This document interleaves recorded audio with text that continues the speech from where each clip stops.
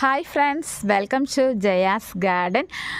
எல்லோரும் எப்படி இருக்கீங்க? நான் ரொம்பவே நல்லா இருக்கேங்க. 25வது ஆண்டு உங்கள் எல்லாருக்குமே ஒரு ஆசீர்வாதமான ஆண்டாக இருக்கிறதுக்கு நான் கண்டிப்பாக இறைவன்கிட்ட வேண்டுகிறேங்க.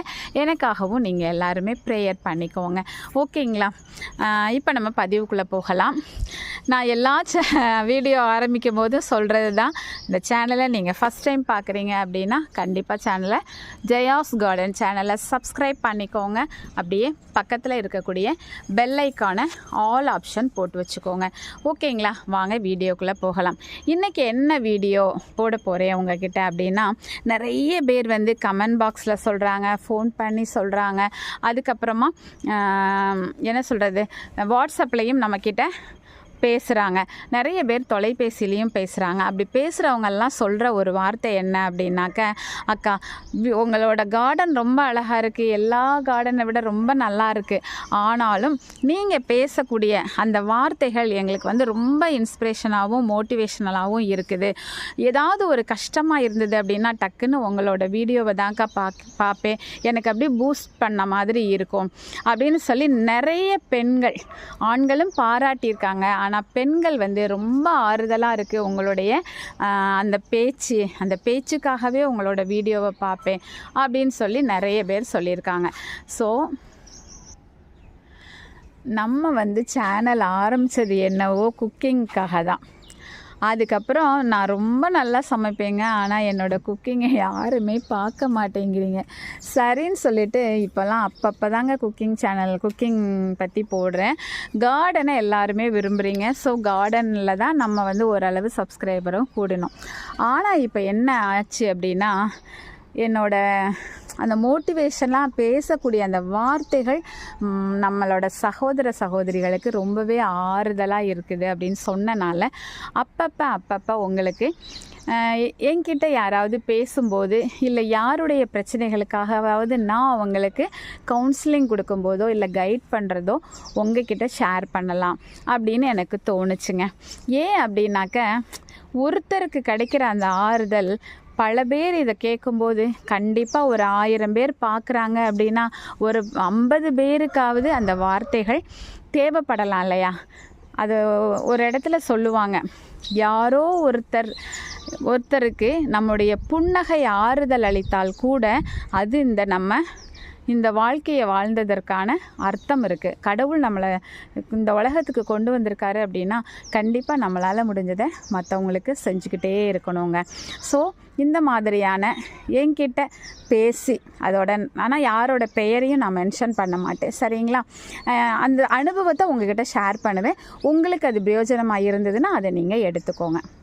சில பேர் பேசும்போது சொல்லுவாங்க, என்ன இவங்க இந்த மாதிரி பேசிட்டாங்க, எனக்கும் அவங்களுக்கும் என்ன கஷ்டம், நான் அவங்கள என்ன பண்ணினேன், எனக்கும் அவங்களுக்கும் எந்த பகையுமே இல்லை, எந்த ஒரு நட்பும் கிடையாது, பகையும் கிடையாது, ஆனால் அவங்க என்ன ரொம்ப ஹர்ட் பண்ணுற மாதிரி பேசிட்டாங்க அப்படின்னு சொல்லி சில சகோதரிகள் ரொம்ப வருத்தப்படுவாங்க. சில நேரங்களில் சில மனிதர்கள் பேசுகிறத கேட்டுட்டு. அதுக்காக நான் இப்போ உங்ககிட்ட பேச வந்திருக்கேன்.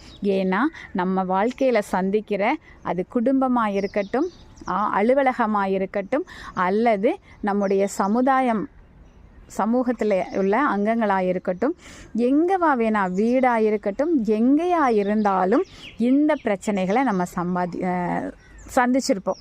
யாரோ ஒருத்தர் நம்மளை ஏதோ ஒரு விதத்தில் ஹர்ட் பண்ணுவாங்க. அப்போ நீங்கள் என்ன பண்ணுறீங்க அப்படிங்கிறத முதல்ல என்னோடய கமெண்ட் பாக்ஸில் நீங்கள் சொல்லுங்கள். அந்த சகோதரி சொன்னாங்க, நான் நைட்டு முழுக்க அழுதேன், என்னால் தாங்கவே முடியல, என்னுடைய ஃப்ரெண்ட்ஸுக்கிட்டலாம் சொன்னேன், எனக்கு தெரிஞ்சவங்க கிட்டலாம் சொன்னேன், ஆனாலும் ஏன் அவங்க என்ன இந்த மனசு கஷ்டப்படுத்தினாங்க அப்படின்னு எனக்கு ரொம்ப கவலையாக இருக்குது அப்படின்னு சொல்லிட்டு நம்மக்கிட்ட வந்து ஷேர் பண்ணாங்க. அப்போ நான் அவங்கக்கிட்ட என்ன சொன்னேனோ அதை தான் இப்போ உங்ககிட்டையும் சொல்ல போகிறேன். எப்போவுமே ஒருத்தங்க நம்மக்கிட்ட வந்து கஷ்டப்படுத்துகிறாங்க நம்மளை அப்படின்னா, நம்மளோட விரல் வந்து இருக்குது பார்த்திங்களா, 10 விரலும் 10 விதமான சைஸ்லையும் 10 விதமான தண்டிலையும் இருக்குது. ஹைட்டு வேறு, அதோட வெயிட் வேறு. சரிங்களா? நம்ம கையே நம்ம சொல்படி இல்லாமல் வேறு மாதிரி இருக்குது. ஆனால் அந்த 10 விரலும் இருந்தால் மட்டும்தான் நம்மளால் செய்ய முடியும் எந்த வேலையும். ஒரு விரல் இல்லை ஏதோ ஒரு அடிபட்டுச்சுன்னா அன்னைக்கு தான் தெரியும், அம்மாடி இதுக்கு இவ்வளோ வேலை இது செஞ்சுட்டு இருந்துதானே நமக்கு தெரியும். அதனால் யாரோ ஒருத்தர் ஏதோ ஒரு விதத்தில் நம்மளை கஷ்டப்படுத்துகிறாங்க அப்படின்னா, ஒன்று அவங்க புரியாமல் பண்ணலாம். நான் அப்படி சொன்னால் அவங்க இன்னும் டென்ஷன் ஆனாங்க. கிடையாது. அவங்க படிச்சிருக்காங்க, வேலை பார்க்காங்க, பெரியவங்க, அவங்க வயசில் பெரியவங்க, அவங்களுக்கு எப்படி தெரியாமல் இருக்கும் அப்படின்லாம் பேசுவோம். சரி, நம்ம முதல்ல அப்படி யோசித்துக்கணும். அவங்க தெரிஞ்சுதான் நம்மளை ஹர்ட் பண்ணியிருந்தாலும் அவங்களுக்கு தெரியாமல் பண்ணுறாங்க போல், பாவம் அவங்களுக்கு அவ்வளோதான் தெரியுது அப்படின்னு யோசித்துக்கோங்க. இல்லையா, அதில் நம்மளுடைய மனம் மாறுதல் அடையலையா? எப்போவுமே எந்த ஒரு விஷயத்தையும் மன்னிச்சிடுவோம். யார் நம்மளை என்ன பண்ணினாலும் கொஞ்ச நாளில் காலம் அதை நம்மளுக்கு அந்த புண்ணை ஆற்றும்போது மன்னிச்சிடுவோம். ஆனால் திருவள்ளுவர் ஒரு இடத்துல ஒரு திருக்குறளில் சொல்லியிருப்பார், எப்போவுமே எந்த ஒரு விஷயத்தையுமே மன்னிக்கிறது மட்டும் நம்ம செய்யக்கூடாது, மறக்கவும் பழகணுங்க. ஸோ எவ்வளோ பிரச்சனை, அது குடும்பத்திலையா இருக்கட்டும், இல்லை வெளியிலையா இருக்கட்டும், அலுவலகத்திலையா இருக்கட்டும், ஒரு விஷயம் நடந்தது அப்படின்னா அந்த விஷயத்தை நம்ம மண்டைக்குள்ளேருந்து எடுத்து தூக்கி தூர போட நம்ம பழகணும். அது எப்படிங்க நான் பழகிறது? அப்போ ஒரு சில சகோதரிகள் என்கிட்ட சொல்லுவாங்க, என் குடும்பத்தில் என்னோட நாத்தனார் இப்படி என்கிட்ட நடந்ததுனால இத்தனை வருஷம் ஆச்சு நான் அவங்கக்கிட்ட பேச மாட்டேன் அப்படின்னு சொல்லி ஒரு சகோதரி என்கிட்ட ஷேர் பண்ணினாங்க. நானெல்லாம் அப்படி கிடையாதுங்க. எனக்கு எவ்வளோ பிரச்சனைகள், அது என்னுடைய குடும்ப பிரச்சனையாக இருக்கட்டும், என்னுடைய வீட்டிலையாக இருக்கட்டும், இல்லை என்னுடைய புகுந்த வீட்டிலையாக இருக்கட்டும், யார் என்ன ஹர்ட் பண்ணியிருந்தாலும் சரி, அந்த செகண்ட் மட்டும் என்னுடைய முகம் மாறும். முன்னாடி வயசில் அழுக வரும், இப்போலாம் அழுகையும் வராது. அந்த நிமிஷம் கொஞ்சம் ஒரு ஃபேஸில் ஒரு சேஞ்ச் வரும். இப்போ 50 தொட்டுட்டேன், 50 தாண்டிட்டேன், இப்போ அந்த முகம் கூட எனக்கு மாறாது. அது அவங்களோட குணம். நானாகவே இருப்பேன். நான் என்ன செய்ய மாட்டேன், இதுக்காக வருத்தப்படவும் மாட்டேன், இதுக்காக நான் அழவும் மாட்டேன், இதுக்காக நான் கவலைப்படவும் மாட்டேன். ஏன்னா எனக்கு என்னுடைய குடும்பம், என்னுடைய வேலை, என்னுடைய குழந்தைங்க, என்னோட கணவர், இப்படி என்னை சுற்றி எனக்காக இருக்கக்கூடிய அவங்களுக்கு நான் சந்தோஷமாகவும், அவங்களுக்கு நான் ஒரு நல்ல ஒரு சகோதரியாக, நல்ல ஒரு அம்மாவாக, நல்ல ஒரு ஃப்ரெண்டாக, நல்ல ஒரு மனைவியாக இருக்கணும் அப்படின்னா இதையெல்லாம் என்னோட மண்டைக்குள்ளே போடக்கூடாது அப்படின்னு நினச்சிட்டு இதையெல்லாம் நான் தூக்கி போட்டுருவேங்க. எப்படி தூக்கி போடுறது? மனசுக்குள்ளே இருந்து பாடாக படுத்துது, எங்களால் மறக்க முடியலன்னு தானே சொல்கிறீங்க. அதுக்கு ஒரு வழி சொல்கிறேன். எப்போவுமே ஒரு விஷயம் நம்மளை ரொம்ப கஷ்டப்படுத்துது அப்படின்னா அதுக்கு காரணம் எப்போ தெரியுமா கஷ்டப்படுத்தும்? குக் பண்ணிகிட்ருப்பீங்க, அதில் தான் கான்சன்ட்ரேட் பண்ணுவீங்க. அப்போ நம்மளோட கவலைகள் நமக்கு இருக்காது. அப்புறமா உட்காந்து யார்கிட்டையாவது கதை பேசுகிறோம், அப்போ நமக்கு இருக்காது. ஒரு வெளியில் டூர் போகிறோம், அப்போ நமக்கு கவலை இருக்காது. ஒரு புத்தகம் படிக்கிறோம், அப்போ இருக்காது. அலுவலகத்தில் இருக்கோம், அப்போ நமக்கு இருக்காது. நம்மளுடைய ரொம்ப தீவிரமாக ஒரு பிடிச்சி ஒரு வேலையை நம்ம செய்யக்கூடிய அந்த நேரங்களிலெல்லாம் இவங்க பேசின வார்த்தைகள் நம்ம மனதில் இல்லாமல் இருக்குல்ல. அப்போ நல்லா யோசிங்க. எப்போவுமே உங்களை பிஸியாக வச்சுக்கோங்க. கார்டன் பிடிச்சா கார்டன் பண்ணுங்கள், புக்கு படிக்க பிடிச்சா புக்கு படிங்க, இல்லை ஃப்ரெண்ட்ஸோட பேசுகிறதா இருந்தால் ஃப்ரெண்ட்ஸோட பேசுங்க. அரட்டை அடிக்கணும், இந்த பிரச்சனையை குறித்து பேசக்கூடாது. இதை பற்றி பேசுனீங்கன்னா அவங்க 4 வார்த்தை சொல்லி இன்னும் கொஞ்சம் நம்மளை கவலைப்பட வச்சுருவாங்க. ஸோ என்ன பிடிக்குதோ உங்களுக்கு பிடித்தமான வேலைகளில் காலையில் இருந்து நைட்டு தூங்குற வரைக்கும் உங்களை ஈடுபடுத்திக்கிட்டே இருங்க. எப்போவுமே உங்களை பிஸியாக வச்சுக்கணும். சோம்பல் வரும், உடம்பு வலிக்கும், எல்லாமே வலித்தாலும் நைட்டு படுத்தோன்னே எல்லாம் சரியாக போயிடும். ஆனால் மனது வலித்தால் மட்டும் நைட்டு தூக்கம் வராது. அப்போ மனது வலிக்காமல் இருக்கணும்னா உடல் உழைப்பு கொடுத்துக்கிட்டே இருக்கணும். படுத்த உடனே அப்பா சொர்க்கம் அப்படின்னு தூங்கிடணும். படுத்த அடுத்த நிமிஷம் தூங்குறது சொர்க்கங்க. அப்படி தூங்குறதுக்கு பழகிக்கோங்க. தூங்குற வரைக்கும் கவலை இருக்காது. அப்போ தூங்க போகிற வரைக்கும் கவலை இல்லாமல் இருக்கணும்னா தொடர்ந்து பிடித்தமான வேலைகளை செய்து கொண்டே இருங்கள். உங்களுக்கு எந்த பிரச்சனையும் இல்லாமல் வாழ்க்கையில் சூப்பராகவே இருக்கலாம். அப்புறம் ஒரு சில பேர் சொல்லுவாங்க, பேசி பேசி டயர்ட் ஆயிடுச்சா, வெண்டைக்காய் சாப்பிட்டுட்ருக்கேன். சரிங்க. சில பேர் சொல்லுவாங்க, என்கிட்ட இப்படி நேரில் அவங்க இப்படி பேசிட்டாங்க, அவங்க பேசும்போது எனக்கு கோபம் வந்துட்டு வார்த்தைகளை நானும் விட்டுட்டேன், அவங்களும் விட்டுட்டாங்க. யார் என்ன சொன்னாலும் அந்த வார்த்தையை அமைதியாக உள் வாங்கிக்கோங்க. ரொம்ப கஷ்டமாக இருக்குது அப்படின்னா அந்த இடத்த விட்டு தூரமாக போயிடுங்க. ஆனால் சொல்ல வேண்டிய விஷயத்தை மட்டும் சொல்லிவிட்டு அந்த இடத்த விட்டு கிளம்பிடுங்க. ஆனால் தொடர்ந்து அதில் வாக்குவாதம் வேண்டாம். ஆனால் நம்ம மனசில் நினைக்கிறத சில பேர் சொல்லவே மாட்டாங்க. அது உள்ளுக்குள்ளே நமக்கு ரொம்ப பாரமாக நம்மளை பாடாப்படுத்தும். கண்டிப்பாக என்ன சொல்லணுமோ அது சரின்னு தோணுன விஷயத்தை எப்போவுமே பட்டுன்னு மனசில் இருந்து சொல்லி பழகுங்க. அப்படி சொல்லாதப்ப அது நமக்கு உள்ளுக்குள்ளேயே இருந்து அது நோயாக கூட மாற வாய்ப்பாக இருக்குது. ப்ரெஷராக கூட மாறும். இல்லை ஒரு மன உளைச்சலை கொண்டு வரும். இல்லை அதுவே நமக்கு ஒரு விதமான மன முறிவையும் கொண்டு வரும். எப்போவுமே மனசில் பட்டு தப்புன்னு தோணுனதை அவங்க தப்பாக நினச்சிக்குவாங்களோ அப்படிங்கிறதுக்காக உங்கள் மனசில் இருக்கிற எதையுமே சொல்லாமல் இருக்காதீங்க.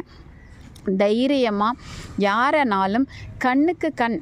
என்னோடய குழந்தைங்களுக்கு நான் பள்ளியில் சொல்லி கொடுக்குற வார்த்தை, தவறுன்னு தெரிஞ்ச இடத்துல முகத்திற்கு நேராக கண்ணை பார்த்து பேச பழகுங்க அப்படின்னு சொல்லுவேன். அந்த தைரியத்தை நம்ம கொண்டு வரணும். அந்த கண்ணை பார்த்து அதே மாதிரி நம்மளை பார்த்து பேசுகிறவங்களும் கண்ணை பார்த்து பேசுகிறவங்களா இருக்கணும். அந்த தைரியமானவர்களோடு தான் நம்முடைய நட்பு இருக்கணும். சில பேர் நம்ம கண்ணையே பார்க்காம பேசுனாங்க அப்படின்னா அவங்கக்கிட்ட நிறைய பொய்கள் இருக்கலாம் அப்படின்னு சொல்லி ஆராய்ச்சிகள் சொல்லுது.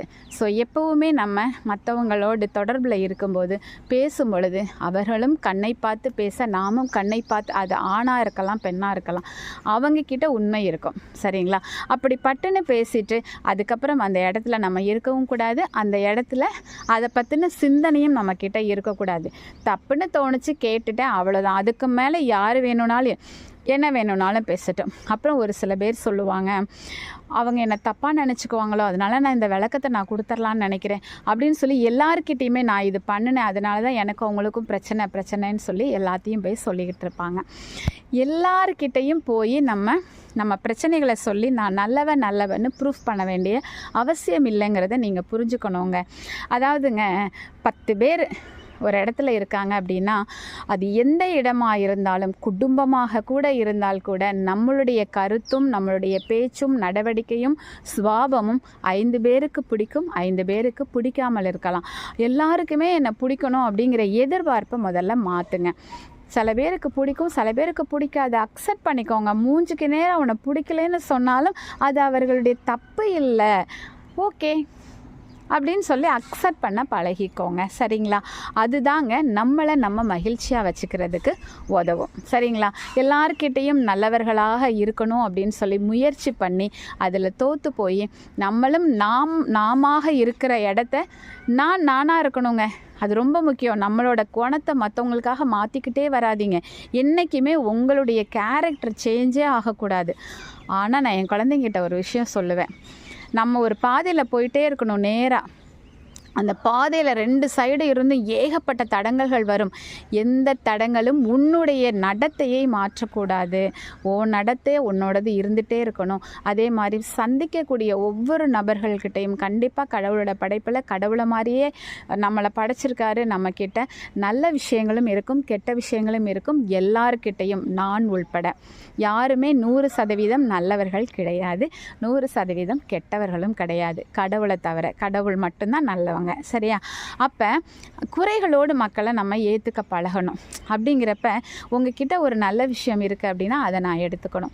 அடுத்து இன்னொருத்தங்க கிட்ட பேசும்போது அவங்கக்கிட்ட உள்ள நல்ல விஷயத்தை எடுத்துக்கணும். இப்படியே சந்திக்கும் நபர்களிடமெல்லாம் இருக்கக்கூடிய நல்ல குணங்களை நாம் எடுத்துக்கொண்டே கடந்து சென்றால், கெட்ட குணம் இருக்கும் அதை பார்க்காதீங்க.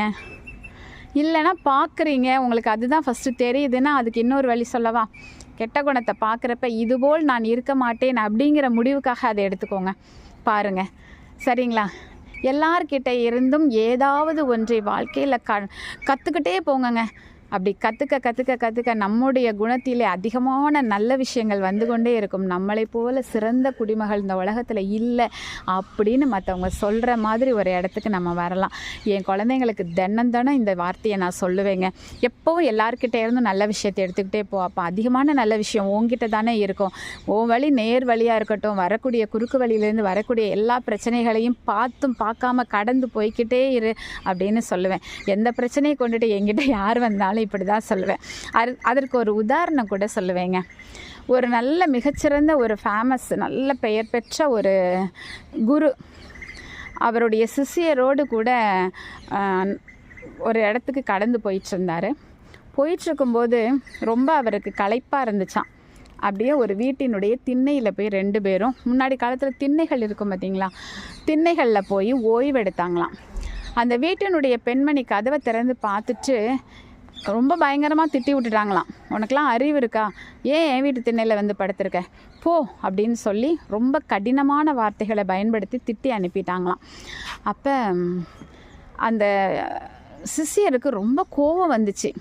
ஆனால் குரு வந்து அவரை கையை பிடிச்சி வா போகலான்னு சொல்லி அந்த இடத்த விட்டு கடந்து போயிட்டாங்களாம். அதுக்கப்புறம் அந்த குரு ஒரு வார்த்தை கூட நான் எவ்வளோ பெரிய ஆள், என்னை இப்படியெல்லாம் பேசிட்டாங்களே அப்படின்னு சொல்லவே இல்லையா. ரொம்ப அமைதியாக சாந்தமாக சிரிச்ச முகமாக அப்படி கடந்து போயிட்டே இருந்தார். பின்னாடியே போன குருவுக்கு சிஷியருக்கு தாங்க முடியல. ஐயா, நீங்கள் எவ்வளோ பெரிய ஆள், ஒரு மகான், உங்களை பார்த்து இவ்வளோ மோசமாக அந்த அம்மா பேசிட்டாங்க, அறிவு இல்லையான்னு கேட்டுட்டாங்க. நான் இப்போவே சொல்லுங்கள், நீங்கள் ஊன்னு சொன்னால் நான் போய் அந்த அம்மாவை நல்லா கேட்டுட்டு வந்துடுறேன் அப்படின்னு. அப்போ புன்னகையோடு அந்த குரு சொன்னாங்களாம், அந்த வார்த்தை அந்த அம்மாவினுடைய நாவிலிருந்து வந்தது. நம்ம நாவிலிருந்து வந்துச்சுன்னா அது நமக்கு சொந்தம். அவங்க நாவிலிருந்து வந்தால் அந்த வார்த்தை அவங்களுக்கு தான் சொந்தம். அறிவில்லையான்னு கேட்டால் அது அவங்க வார்த்தை. நம்ம எதுக்கு கவலைப்படணும்? சில பேர் நம்மளை ஏதாவது தகாத வார்த்தை சொன்னால் நம்ம ஐயோ இப்படி சொல்லிட்டாங்க. அது அவங்க சொல்லக்கூடிய அந்த வார்த்தைகளுக்கெல்லாம் நாம் என்ன செய்யக்கூடாது அப்படின்னா, டிக்ஷனரி போடக்கூடாது. இந்த வார்த்தைக்கு இதுதானே அர்த்தம், இந்த வார்த்தைக்கு இதுதானே அர்த்தம் அப்படின்னு சொல்லி நம்ம எதுக்குமே டிக்ஷனரி போட்டுக்கிட்டே வந்தோன்னா வாழ்க்கை மகிழ்ச்சியாக இருக்காதுங்க.